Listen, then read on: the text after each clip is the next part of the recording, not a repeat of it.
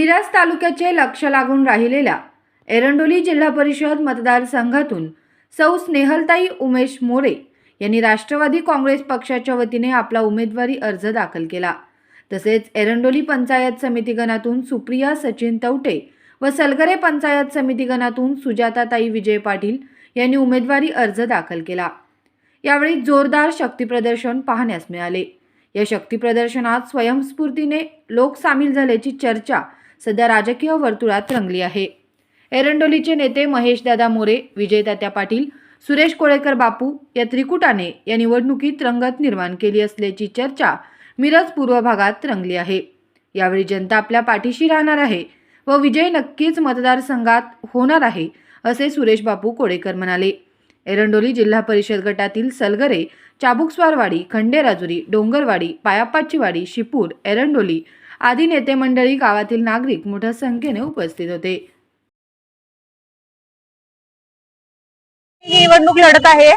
माझे शिक्षण BA DED झालेलं आहे, त्यामुळे मला महिलांच्या शिक्षणासाठी, महिलांसाठी विशेष कार्य करायचं आहे। महिलांच्या सक्षमीकरणासाठी, महिलांच्या सुरक्षिततेसाठी विशेष प्रयत्न करायचे आहेत। आणि आज आम्ही ही निवडणूक, जिल्हा परिषदेची ही निवडणूक आम्ही महाविकास आघाडीतून लढत आहोत। यामध्ये विशालदादा पाटील, विश्वजित दादा कदम, जयंतराव पाटील सरकार आणि अजितराव घोरपडे सरकार यांच्या सर्वांच्या मार्गदर्शनाखाली आज आम्ही ही निवडणूक लढवत आहोत। त्यासाठी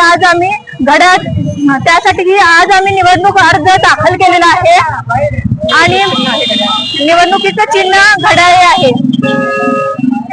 त्याचबरोबर एरंडोलीचे आमचे मार्गदर्शक बाबूंना यांच्या मार्गदर्शनाखाली आज आम्ही इथे अर्ज दाखल केलेला आहे। त्याचबरोबर सलगरचे सुरेशभाऊ कोळेकर यांच्याही मार्गदर्शनाखाली, सर्वांच्या सहमतीने, सर्वांच्या आशीर्वादाने, सर्वांच्या शुभेच्छांनी आज आम्ही सगळ्यांच्या साथीने या उमेदवारी अर्ज दाखल केलेला आहे।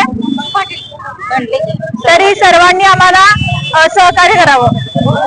सुजाता विजय पाटील, मी आज खासदार विशालदादा पाटील तसेच अजितराव घोरपडे सरकार, जयंतराव पाटील यांच्या महाविकास आघाडीमधून घड्याळ या चिन्हावरती निवडणूक लढवित आहे। तरी या चिन्हासमोरील बटन दाबून सर्वांनी आम्हाला प्रचंड बहुमतांनी निवडून आणावे, विजयी करावे असं मी सर्वांना या क्लिपच्या माध्यमातून विनंती करत आहे। आमचं निवडणुकीमध्ये पहिलं पाऊल टाकण्याचा एक उद्देश असा आहे की मला महिलांच्यासाठी काही तर पहिल्यापासूनच करण्याची इच्छा आहे। त्यामुळे या समाजकार्याबरोबर समाजकार्याला राजकारणाची जोड देऊन मला काही तर महिलांच्यासाठी करायचं आहे।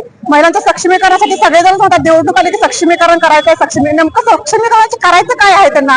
इतकी वर्ष झाली तर सक्षमीकरण अजून महिला सक्षम झालेलंच नाही। त्यामुळे मला नुसतं खोटी आश्वासनं नाहीत, तर मला ही जी आश्वासनं दिलेली आहेत ती सत्यामध्ये उतरवून महिलांसाठी काही करायचं आहे। तसंच आमच्या भागामध्ये जे काही पाण्याचा, रस्त्यांचा जो काही प्रश्न आहे तो सुद्धा मला